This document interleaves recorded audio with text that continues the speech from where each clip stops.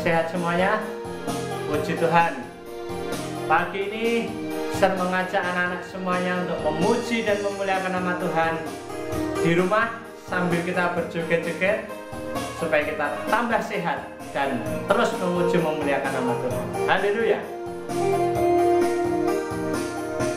Yesus kekasih jiwaku, sungguh ku percaya padamu, karena kasih-Mu padaku kau tebus dosaku. Dari terbitnya matahari dan sampai terbenamnya, ku angkat lagu pujian, tinggikan nama-Mu. Dengan gendang ku puji dengan kecapi. Oh, ku bernyanyi haleluya, Yesus kekasihku. Sayang, disayang, aku disayang Tuhan. Aku diangkat jadi anaknya, aku disayang Tuhan. Glory, glory, glory, haleluya. Glory, glory, puji Tuhan. Glory, glory, glory, haleluya. Glory, glory, puji Tuhan. Asik bukan? Pagi-pagi kita gerakkan badan kita. Boleh sambil berdiri, tidak harus duduk ya. Sambil berdiri, kita sambil berjoget-joget, kita sambil memujikan nama Tuhan kita yang ajaib.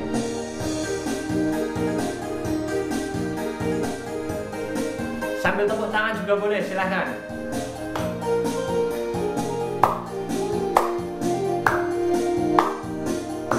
Yesus kekasih jiwaku, sungguh ku percaya padamu, karena kasih-Mu padaku kau tebus dosaku. Dari terbitnya matahari dan sampai terbenamnya, ku angkat lagu pujian, tinggikan nama-Mu. Dengan gendang ku puji dengan kecapi.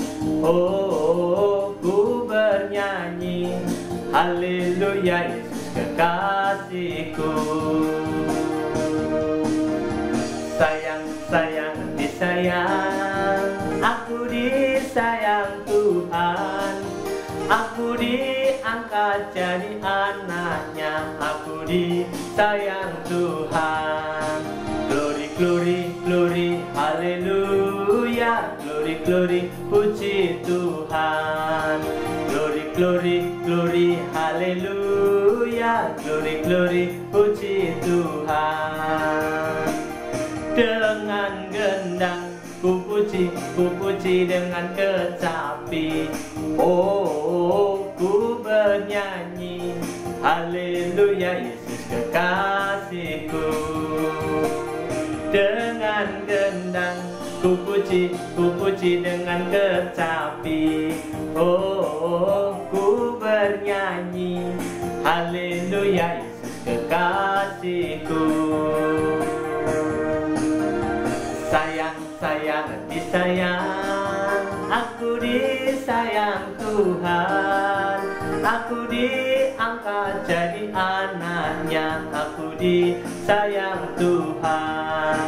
Glory, glory, glory, haleluya. Glory, glory, puji Tuhan. Glory, glory, glory, haleluya. Glory, glory, puji Tuhan. Glory, glory, glory, haleluya. Glory, glory, puji Tuhan. Glory, glory, glory, haleluya. Glory, glory, puji Tuhan. Haleluya, puji Tuhan. Selamat menikmati devotion pagi hari ini. Selanjutnya dengarkan firman Tuhan. Haleluya. Shalom, selamat pagi anak-anak SD Kristen Terang Bangsa yang dikasihi oleh Tuhan. Kita bertemu kembali pagi hari ini. kita bersyukur pagi ini kita boleh bersama-sama untuk melaksanakan devotion. Pagi hari ini Miss Sisi akan membagikan sebuah cerita dari seorang tokoh Alkitab yang bernama Yunus, ya. Masih dalam tema tahunan kita, bangkit dan jadilah terang, dan tema bulanan kita, bertumbuh di dalam Kristus. Mari anak-anak, kita akan belajar firman Tuhan, namun sebelumnya mari kita akan berdoa terlebih dahulu. Tuhan Yesus, kami mengucap syukur untuk pagi hari ini. Sungguh karena kemurahan Tuhan kami boleh ada bersama-sama, dan pagi ini kami siap belajar firman-Mu Tuhan. Berbicaralah kepada setiap kami, biar sedikit firman itu boleh mengubahkan hidup kami boleh melakukannya dalam hidup kami, dan menjadi berkat untuk banyak orang. Dalam nama Tuhan Yesus kami mengucap syukur dan berdoa. Amin. Anak-anak, pagi hari ini Miss Sisi akan membagikan cerita dari kisah Nabi Yunus. Nah, anak-anak pasti sudah pernah mendengar cerita tentang Nabi Yunus, ya. Kita akan buka sama-sama di kitab Yunus. Miss Sisi akan bercerita satu bagian di mana seorang Yunus dalam perjalanan imannya, dia punya buah pertumbuhan, yaitu apa? Ketaatan. Ketika dia Tuhan berbicara dalam hidupnya, ada sesuatu yang berubah dalam hidupnya.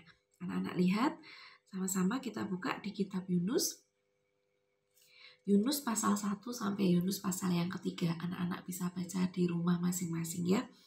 Baik, Sisi akan mulai bercerita. Nah, Yunus ini adalah seorang nabi. Pada zaman itu, ya, Tuhan berfirman kepada Yunus di kitab Yunus pasal 1 ayat 2. Bangunlah, pergilah ke Niniwe, kota yang besar itu. Berserulah terhadap mereka karena kejahatannya telah sampai kepadaku. Ayat 3. Tetapi Yunus bersiap untuk melarikan diri ke Tarsis, jauh dari hadapan Tuhan. Ia pergi ke Yafo dan mendapat di sana sebuah kapal yang akan berangkat ke Tarsis. Ia membayar biaya perjalanannya, lalu naik kapal itu untuk berlayar bersama-sama dengan mereka ke Tarsis, jauh dari hadapan Tuhan. Nah, Yunus ini adalah seorang nabi. Dia mendapat mandat untuk menyampaikan seruan pertobatan untuk kota Niniwe. Tetapi karena dia ini merasa kota Niniwe ini terlalu jahat, dan menurut takarannya Yunus, gak pantas lah untuk kota Niniwe ini diselamatkan oleh Tuhan. Karena itu, apa yang dia lakukan? Ya, dia hendak berlayar ke Tarsis, ya. Dia ingin pergi ke tempat yang jauh dari hadapan Tuhan. Dikatakan Alkitab seperti itu.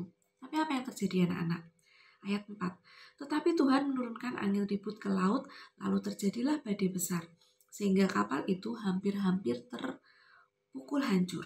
Awak kapal menjadi takut, masing-masing berteriak-teriak kepada Allahnya, dan mereka membuang ke dalam laut segala muatan kapal itu untuk meringankannya.